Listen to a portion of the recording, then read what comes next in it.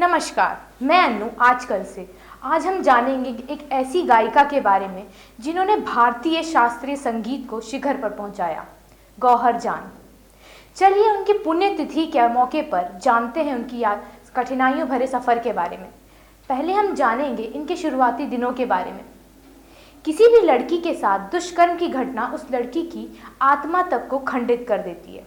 वो चाहकर भी फिर उस जीवन में लौट नहीं पाती जैसा जीवन वो दुष्कर्म से पहले जिया करती थी। किंतु कुछ महिलाएं ऐसी होती हैं जो ऐसी घटना के बाद खुद की हिम्मत नहीं हारने देती हैं, बल्कि पहले से और मजबूत हो जाती हैं और इतिहास उन्हें हमेशा याद करता है। उन्हीं ऐतिहासिक नामों में से एक नाम है गौहर जान का।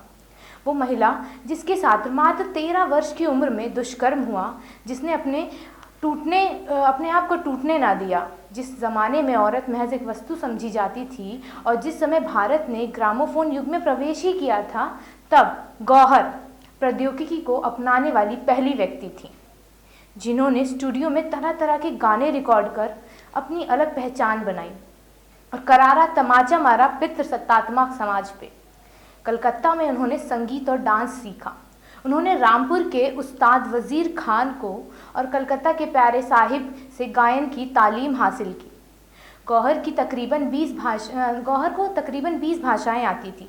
वो पहली ऐसी सिंगर थी जिनकी गाए गानों को 78 RPM पर रिकॉर्ड किया गया था। अपने शानदार करियर में उन्होंने 15 से अधिक भाषाओं में लगभग 600 रिकॉर्ड तोड़े, जिनमें हिंदुस्तानी, बंगाली, उर्दू, अरबी, संस्कृत, कच्ची और यहाँ तक कि अंग्रेज़ी और फ्रेंच भी शामिल हैं। कुछ लोग तो ये तक कहते थे कि गौहर बिना महफिल जैसे शादी बिन दुल्हन। जल्दी ही वो ध्रुपद, ख्याल, ठुमरी और बंगाली कीर्तन में परंपरागत हो गई। यहीं से गौहर ने अपनी प्रतिभा का लोहा मनवाया। उन्होंने अपनी पहली परफॉर्मेंस 1887 में दरभंगा राज्य में दी, जो वर्तमान में बिहार में है। इसके बाद ही उन्होंने वहाँ दरबारी संगीतकार बना दिया गया। 1829 से उन्होंने कलकत्ता में परफॉर्म करना शुरू कर दिया। तब तक उन्हें कई मुरीद हो चुके थे और उनके रिकॉर्ड्स में उन्हें फर्स्ट डांसिंग गर्ल का खिताब दिया जा चुका था। 19वीं सदी की मशहूर और महंगी गायिकाओं में उनका नाम प्रमुख था। जितनी कामयाब वो संगीत सफ़र में रही, वहीं उनके निजी जीवन की बात करें तो वो उतना ही कठिन और दर्दनात्मक रहा। महज 13 साल की उम्र में यौन शोषण के चंगुल में फंसना कितना दुखद हो सकता है, आज का समाज समझ सकता है। 1904 व 5 के दौरान गौहर जान की मुलाकात पारसी थिएटर आर्टिस्ट अमृत केशव नायक से हुई। दोनों एक दूसरे से प्यार करते थे, लेकिन अचानक 1907 में केशव नायक की मौत हो गई।